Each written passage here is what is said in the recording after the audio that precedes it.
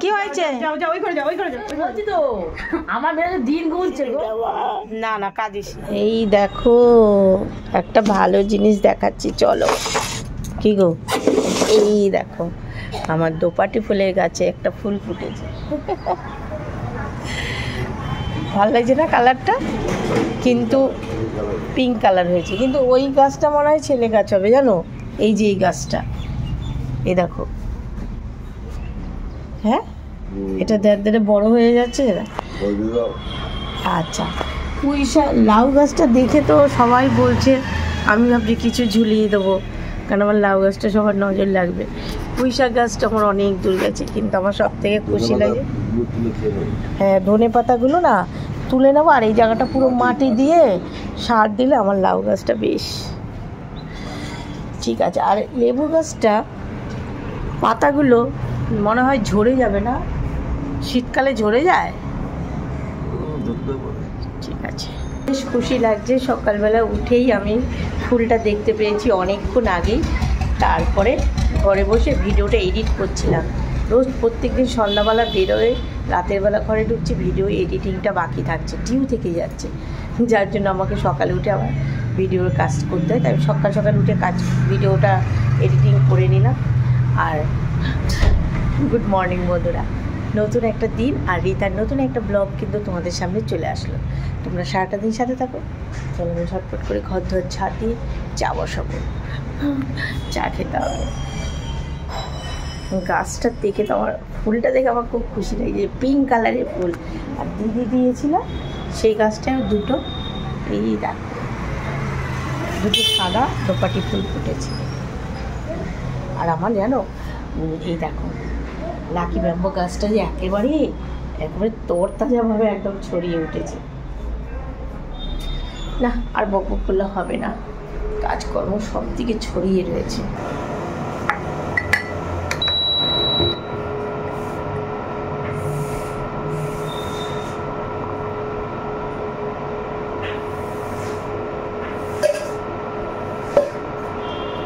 এই চা আর বিস্কুট নিচে যাবে, বাবা মা দুজনেই বাড়িতে, এরা বেরোবে, নিমন্ত্রণ করতে বেরোবে। আমার শাশুড়ির কিছু রিলেটিভ আছে, মানে কোন জায়গাটা গড়িয়া ঠড়িয়ার দিকে থাকে। হ্যাঁ হয়ে গেছে, চাইটা দিয়ে আসো নিচে।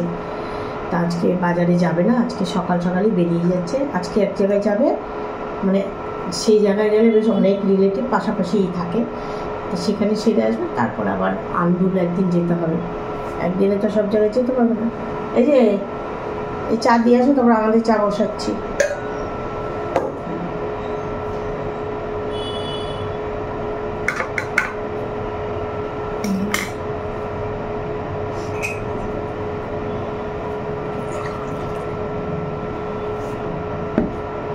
পাম্পটা ছাড়তে হবে, পরে ছাড়বো। বড় কাপটা দিলাম, নিচে কাপ আছে ছোট, ঢেলে নিয়ে।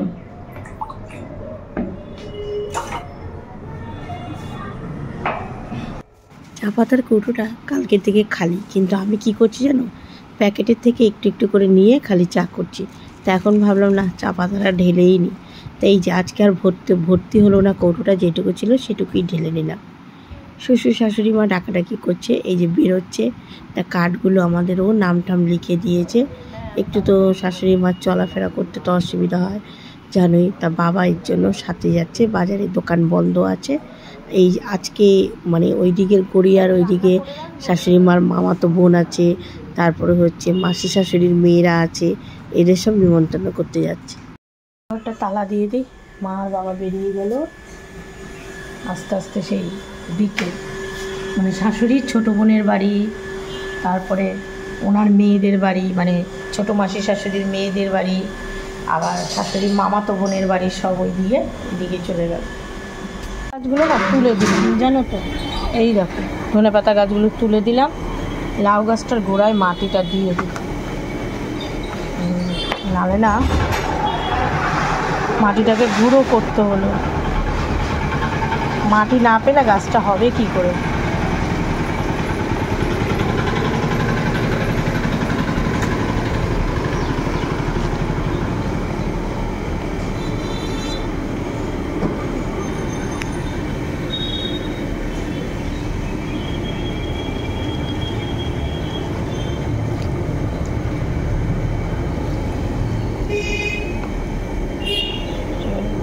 করে দিলাম। এইদিকে সাইডে ধনেপাতা কটা থাক।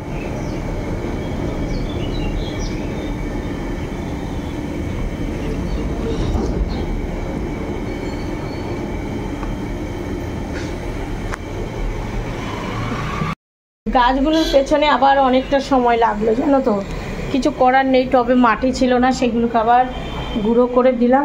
আর এই যে ধনেপাতা কটা ঠিক করে নিই। এদিকে ফ্রিজে আছে লাউ শাক। লাউ শাক আনা হয়েছে বেশ কদিন ধরে, কাটার জন্য সময়ের জন্য করা হচ্ছে না, পরে বের করবো। আগে স্নান করে পুজো দিয়ে আসি। ছেলেকে বললাম একটু চিকেন নিয়ে, চিকেন রান্না করে দেবো। ওর চিকেনটা হলে আর অসুবিধা নেই। আর আমি যাই ঠাকুর ঘরে যাবো, কিন্তু তার আগে ছেলের বিছানাটা তুলি।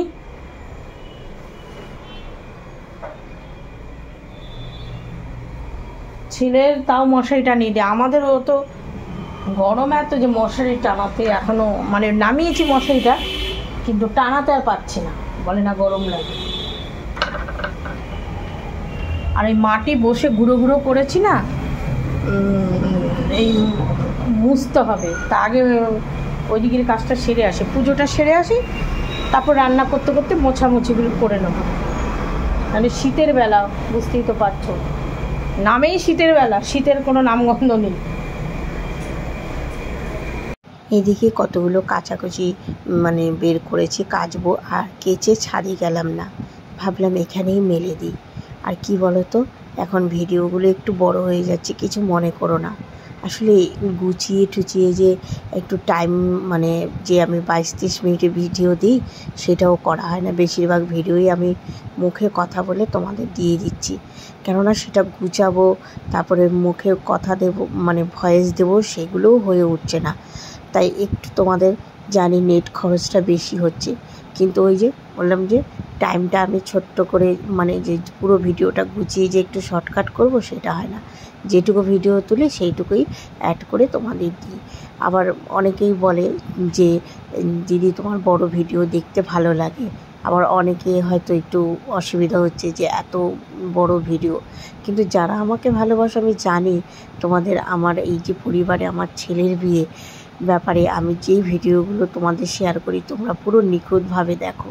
আর তোমাদের কমেন্টগুলো আমার এত ভালো লাগে যে আমার সারাদিনই যে এত খাটনি হচ্ছে তোমরা তো দেখতেই পাচ্ছ। একবার এদিক দৌড়াচ্ছি, সংসারে কাজ সামলাচ্ছি, তাতেও না আমার উৎসাহটা কমছে না। মনে হচ্ছে না আমার জন্য কারা যেন অপেক্ষা করছে, তাদের তো আমার ভিডিওটা দিতেই হবে। আমার যেন একটা মানে মনে হচ্ছে কতটা দায়িত্ব যে আমার মানে ছেলের বিয়ের উপলক্ষে আমি কী করছি না করছি তাদের সঙ্গে একটু শেয়ার করি। তা এইরকম যেন একটা ভালোবাসা, একটা আনন্দ যে আমি মন থেকে অনুভব করছি। আমার শরীরে কিন্তু ক্লান্তি লাগছে না, যে না সারাদিন কাজকর্ম করার পর একটা ভিডিও এডিট করে আবার পোস্ট করা, না থাক এখন কাজের চাপ বেশি, করব না, সেটা আর লাগে না। সারাদিন এই যে কাজের শেষে রাতে যখন এডিট করতে বসি, আমাদেরও বলে তোমার কি ধৈর্য বাবা। আমি বললাম না গো, যারা দেখে তারা অপেক্ষায় থাকে। স্নান করে নিলাম, এবার ঠাকুর ঘরে যাব। আর এই এখন তো মোটামুটি ওয়েদারটা একটু ঠান্ডা না, আমার মাথার চুলটাও কম ঘামে, আর মানে তেল তেল চিপকো চিপকো হয় না। একদিন মাথা ঘষলে বেশ কদিন ঠিক করা যায়, মাথার চুলটা শ্যাম্পু শ্যাম্পু থাকে। আর ছেলে আমাদেরও কি টিফিন করবে জানি না। আর রান্না তো মা বাবা তো খেয়েই আসবে, যেহেতু মাসি শাশুড়ির বাড়ি গেছে, বোনের বাড়ি গেছে, বোনকে না খাইয়ে ছাড়বে। তা আমি চালটা ভিজিয়ে আসি, মনে পড়লো চালটা ভিজিয়ে রেখে আসি, তারপর পুজোটা দিই। আবার দর্শন কদিন ধরে করাতেই পারছি না। তোমার জন্য দুটো সুন্দর সুন্দর ধুতি কিনেছি, ঠিক আছে? একটু ঠান্ডা ঠান্ডা পড়বে তখন তোমাকে বিয়ের দিন থেকে পরবো, একটা বিয়ের দিন একটা রিসেপশনের দিন। আর মা লক্ষ্মী তো দুটো ঘাগরা, মাসিমণিকে বলবো দুটো ঘাগরা তোমাকে দিতে, একটা বিয়ের দিন একটা রিসেপশনের দিন পড়বে। পুজো দেওয়া হয়ে গেল, আর মানে বেরিয়ে এসেই আগে ঘড়ি দেখে বাবা করে উঠলাম। ঘড়ির টাইম তো থেমে থাকে না। দেখা যাক, এত শখের লাউ শাক, সময়ের জন্য দেখি কতদূর কি বাছা যায়।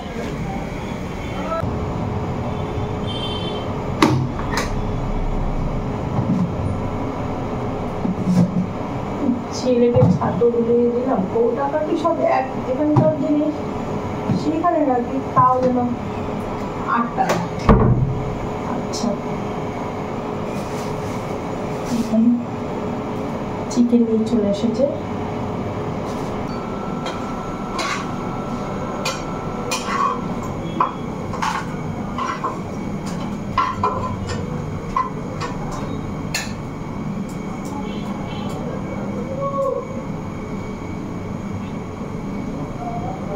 বড়া।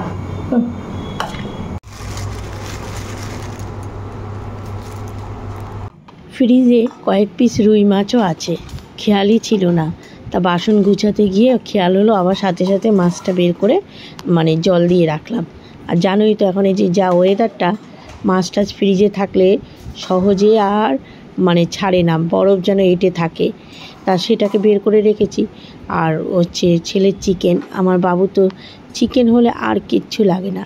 বাসন গুছাতে গুছাতে এদিকে ভাতের জলও ফুটে গেছে। আর আজকে আমাদেরও বললো যে এইদিকে বললো বাবা মার নিমন্ত্রণ ওইদিকে করতে গেছে, আমরা এদিকে একটু সেরে আসবো। আর একদিকে না জানো ভালোও হয়েছে, এই সময় আমাদের ওর গাড়িটা মানে চালায় না, গাড়িটা তো গ্যারেজে, এখনও গাড়িটারও খোঁজ নিতে যেতে পারিনি জানো। কদিন ধরে ওই দাদাটা তো নিয়ে গেছে, তোমাদের তো দেখিয়েছিলাম গাড়িটা। তা গাড়িটা খোঁজ করতে যেতে পারিনি, কিন্তু যার কাছে দিয়েছে যে মানে বডির গ্যারেজের মিস্ত্রি, ওই দাদাটাই নিজের দায়িত্বে সব কিছু করছে, জানে যে আমরা দৌড়াদৌড়ি করছি। এই সময় যদি ওর অটোটা থাকতো, ও কী করতো, সন্ধ্যা হলে অটো নিয়ে বেরিয়ে যেত, আর নিমন্ত্রণের চাপটাও পড়ে যেত, হয়তো দুপুরবেলা বা সকালবেলা বেরোতে হতো। কিন্তু না, এখন এই সন্ধ্যার পর ওকে নিয়ে। আর তোমরা অনেকেই বলেছো যে এখন ফোনেই নিমন্ত্রণ করে, অত বাড়ি গিয়ে গিয়ে করে না। তবে না, সবার বাড়ি তো যেতে পারছি না, দূরে দূরে যে আত্মীয় স্বজন তাদের ফোনেই করছি। ভাত হয়ে গেছে, আর হচ্ছে চিকেনটা এই যে ম্যারিনেট করে রাখলাম। আর হচ্ছে এখন লাউ শাক কাটতে বলবো। লাউ শাক তো অর্ধেক বাছা যাবে, আর অর্ধেক বাদই হবে অর্ধেক।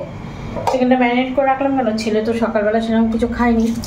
আর ফ্রিজে ছিল এই যে মাছ, রুই মাছ বের করে রাখলাম, বড় দেখি কী করি। এদিকে ভাতটা তো হয়ে গেল, ছেলেটার খিদে। হায় রে আমার লাউ শাক, আমি দেখো অন্যান্য কি শাকটাক হলে আমি ফেলেই দিতাম, অত বাছাবাছি করতাম না, কিন্তু লাউ শাকটা আমাদেরও খুব ভালো খাই।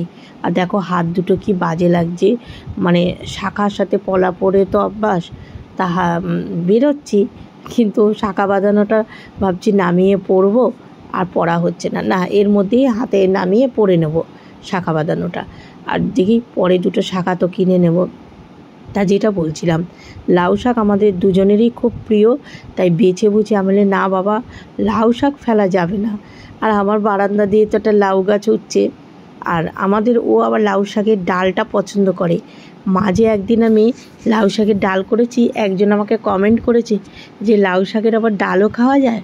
হ্যাঁ খাওয়া যায়, মানে ধনে পাতা দিয়ে লাউ শাকের ডাল করলে কিন্তু বেশ ভালো লাগে, কিন্তু আমি আবার লাউ শাকের ঝোলটা পছন্দ করি। আর এর মধ্যে এই যে লাউ শাক কাটছি না, পাতা তো ঠিক মতো পেলামই না, কেননা বুঝেছো তো ফ্রিজে ছিল, পাতাগুলো একেবারে মানে মজে গেছে, যার জন্য ডাঁটাগুলোই বেশিরভাগ নিয়েছি, আর কয়েকটা ভালো পাতা বেছে নিয়েছি।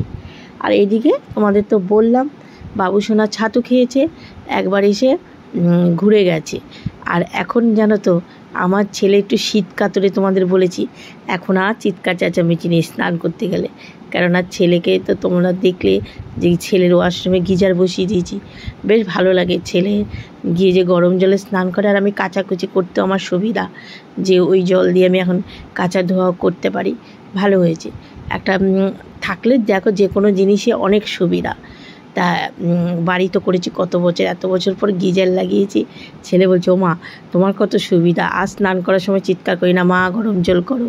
বলে বাবা এই আনন্দটা ছেলে মেয়েকে সব বাবা মাই দিতে পারে, কিন্তু ওই যে বলে না সব সময় তো সামর্থ্য হয়ে ওঠে না। আর যাই হোক, এই দেখো এখন চিকেনটা আজকে যে করছি, যেহেতু কাঁচা লঙ্কা আর শুকনো লঙ্কা দিয়েছি, একটু সাদা সাদা হচ্ছে, কিন্তু খুব টেস্টি হয়েছিল। আমার বাবু তো মানে বেশ ভালোই খেয়েছে। অবশ্য চিকেনটা যেমনই করো খুব ভালো খায়, তবে একটু ব্যাপার আছে, টেস্টেরও তো ব্যাপার আছে।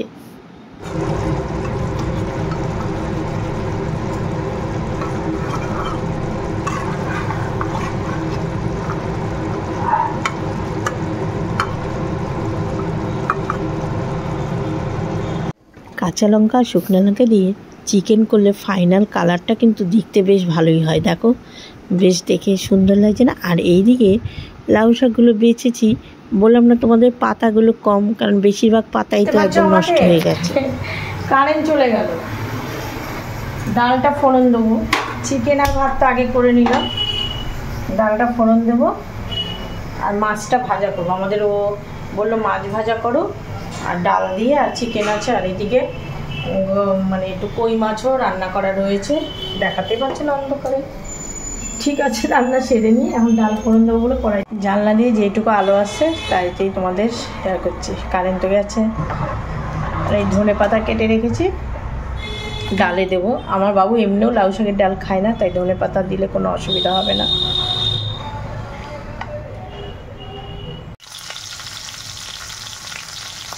রান্না হয়ে গেছে। রান্নার পরে তো কত কাজ না, বাসন টাসন মেজে পরিষ্কার করবে।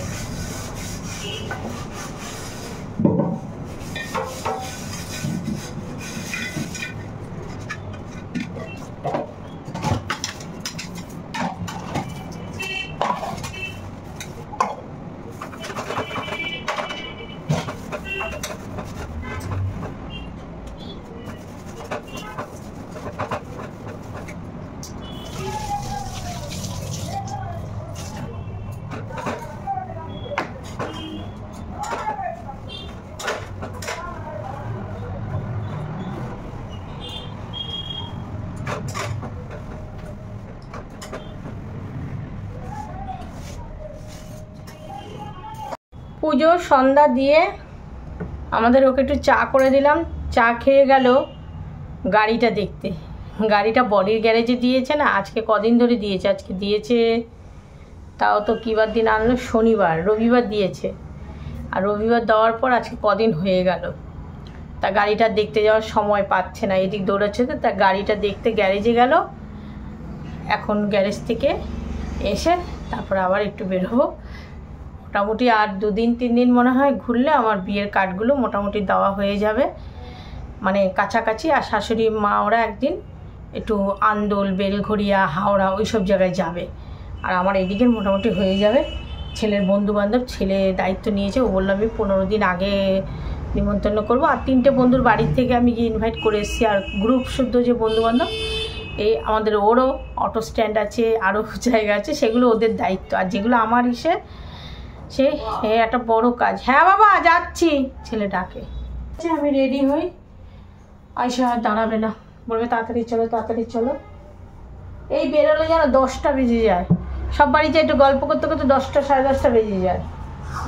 আমি তো এদিকে রেডি হয়ে রয়েছি, এখনও আসছে না। প্রায় 1 ঘন্টা ধরে আমি না মোবাইলে কোনো কাজ করতে পারছি, আমরা কখন এসে বারান্দা থেকে ডাকবে। কাঠ টাঠ সব রেডি করে আমি রেখেছি যে আসলেই নিচে চলে যাব, কিন্তু ঘুরপাক খাচ্ছি, আসছে না। আসলে আমাদের যে ড্রাইভারটা গাড়ি চালায়, গাড়ির আমাদের ও তো বডির গ্যারেজে গেছে, সেখান থেকে আমাদের যে ড্রাইভার আছে, একটা ভাই ছিল, তোমাদের আমি গল্প করি, চোখে এখন দেখতে পায় না, সে ভাইটার বাড়ি গেছিল। সে তো আর ছাড়ে না ঘরে, মানে দাদা বসো বসো। তারপর তার সাথে কথা বলে তাকে ইনভাইট করে এসছে। আর বলেছে তুমি কিন্তু কোনো গিফট নেবে না, তুমি আমার ছেলেকে গিয়ে আশীর্বাদ করে আসবে। আর তারপরে ওখান থেকে আসতে ওর একটু দেরি হয়েছিল। আমাকে বলছে জানো, বলে এসছি যে কি খুশি হয়েছে দাদা, তুমি আমার কথা মনে রেখেছো। তা আমি বললাম হ্যাঁ, মনে রাখবো না, মানুষগুলোকে কি ভুলে থাকা যায়। আর এখন চলে এসেছি আবার এই দিদিটার বাড়ি। এই দিদিটার 3টে মেয়ে, তারপরে হচ্ছে যে কোনো অনুষ্ঠানে তাই বলছে যে তোমাদের ছেলের বিয়ে আমাদের মেয়েগুলো শুরু করেছে, কে কী ড্রেস কিনবে, কাকার মেয়ের মানে ছেলের বিয়ে। এদের কিন্তু মানে আমাদের সঙ্গে একটা ভালো সম্পর্ক, আমাদের ওর পরিচয়, কিন্তু খুব ভালোবাসে, কোনো অনুষ্ঠানে মিস করে না। আর এই দিদিটার বাড়ির বাইরে গাছগুলো মানে ফুল ফুটেছে, সেটা একটু ক্যামেরা বন্দি করলাম। এবার চলে আসলাম জ্যাকদের বাড়ি। এই বাড়িতে কিন্তু আমি কি পুজোতে আসলাম জানি, এসছিলাম, তখন তোমাদের একটু শেয়ার করেছিলাম। আমি মনে হয় এই যে ভাদ্র মাসের লোকনাথ পুজোতে মনে হয় এসেছিলাম এদের বাড়ি। কেননা হ্যাঁ, ও লোকনাথ পুজোতে এসছিলাম, রাত্র করে এসছিলাম, তোমাদের সেটাও আমি শেয়ার করেছিলাম। এর 2 বন্ধুর বাড়ি নিমন্ত্রণ হয়ে গেছে। এইবার যাব আমার বড় মাসির মেজো মেয়ের বাড়ি। সেদিন বড় মাসির 2 মেয়ের বাড়ি গেছি, এবার বড় মাসির মেজো মেয়ে এখানে থাকে, যাব। ও গাড়ি, এই যে ঠ্যাংডেঙা গাড়ি, এটাতে আসতে আমার ভয় যা লাগে। হ্যাঁ সুন্দর গাড়ি, আমার যা ভয় লাগে না বাইকে, সত্যি। আমার দিদি বাড়ি ঢুকবো। ভালো আছিস? এই যে আমার বড় মাসি, আমার মাসির মেয়ে, মেজো মেয়ের বাড়ি। মাসি এখন মাসি মেজদির কাছে থাকে। এই তো দেখেছে, তুই চিৎকার করিস না। আমি যাই কাকের মুখে মনে হতো না রে মাসি, শুনি নাই তো, আমি দৌড়াদৌড়ি করছি এই জন্য। মাসির ছেলে নেই, 3 মেয়ে। গেছিলাম আরো। দেখো আমার বড় মাসি, এই মাসি আমাকে ছোটবেলায় করেছে। এটা আমি, আমাকে মানুষ করেছিস ছোটবেলা। হ্যাঁ, ছোটবেলায় তোরে মানুষ করছি। এখন মেয়ের কাছে থাকে, 3 ছেলে। আগে মামা বাড়িতে মামাদের কাছে ছিল, 3 মেয়ে, ছেলে নেই। এখন মেজদির কাছে থাকে। আর বেবিদের কাছেও যাস মাঝে মধ্যে? বেবির কাছে সব মাস থেকে এসে বলে দে, আমার মাকে বলে দে যে আমাকে এসে দেখে যাবি, দেখবে, আসবে। আমার দেখে যাইস। হ্যাঁ, আমি রিটারে পাচ্ছি না। হ্যাঁ, ওষুধ করে গেছি, কত করছি, গুয়ে মুখে কাছাইছি। এই রিটায় আমার হাতে মানুষ। আমার কেউ চিনে যাবা না কেন? এ বাবা, তোকে সবাই চেনে। আমার কেউ চিনে যাবা না, কাঁদিস না। আমি এতে কম করি নাই, আমার খেতে দিত না। শেষ কাটালে আমার ভাইয়া গেছে কাটা দিয়ে। সত্যি মানে নিজের আরেকজনের বাড়ি এসে এরা অনেক ঘুম, যার নিমন্ত্রণ করতে বেরিয়েছি ঠিকই মনটা খারাপ হয়ে গেলো। মাসিটা কি কান্নাকাটি করলো, বড় মাসি। মাকে আবার ফোন ধরিয়ে কথা বলে দিলাম। আর আমি তো কিছু নিয়ে যাইনি, খাবার ঠাবার। তারপরে এত রাত্রে আর কি খাবে আমি তো ঠিক জানি না। তারপরে মাসির হাতে আমি টাকা দিয়ে আসলাম। দিদিরে বললাম মাসিকে কিছু কিনে দিস। আর বলে তোর ছেলের বিয়ে, আশীর্বাদ করি। তারপরে আমি বললাম তোর জন্য আমি খাবার, আমরা তুই করে মাসিকে ডাকতাম। আর এই মাসির কাছে শুলে মাসি গল্প করতে, আর মাথায় না এরকম করে বিলি কেটে দিত। তা মনটা খারাপ হয়ে গেছে। তারপরে আমি বললাম যে খাবার তোর জন্য আমি বিয়ের সময় খাবার বাটি করে পাঠিয়ে দেবো, আমার বাড়ির কাছেই তো, বেশি একটা দূর না। বললো ঠিক আছে রে মা। আর মার কাছে হাওয়া করে কাঁদলো। আমার এসে দীক্ষা যা সুচিত্রা, আমার মার নাম সুচিত্রা তো। মা বলে ঠিক আছে আমি আসবো। মা তো ছুটি পায় না, বলেছে এরা ঘুমায়নি, তালা দেওয়া ছিল ভেতরে। চলো